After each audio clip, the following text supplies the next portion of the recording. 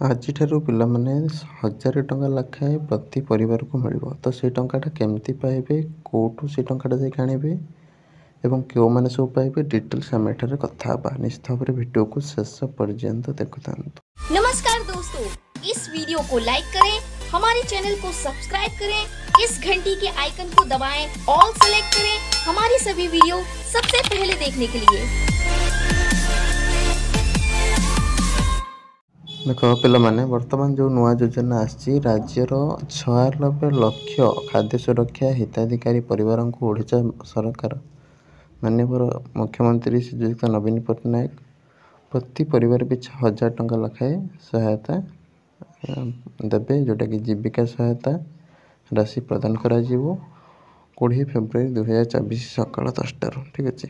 दरदाम वृद्धि को दृष्टि रखी दैनंदिन जीवन में व्यवहृत होता आवश्यक सामग्री क्रय करिबारे सहायता करिवो। 1000 टंकाटा नवीन ओडिशा सर्वदा संकल्पबद्ध जनमंगल पर आसतु सर्वदा तत्पर होगा आ गर्व कहवा आम ओडिशा नवीन ओडिशा ठीक अच्छे। लिखाई एगुड़ा सब तो ये जो 1000 टंका मिल 10टार शुभारंभ हबार अच्छी। आज तुम टंका मिलवा स्टार्ट होड़शा 96 लाख लोक पाइबे ये 1000 टंका लखाए ठीक अच्छे। जोड़ा सब दरदाम बढ़ुची तो से 1000 टंका नहीं कि कौन सी आवश्यक सामग्री किनीपर माँ मैंने परिवार लोक मैंने।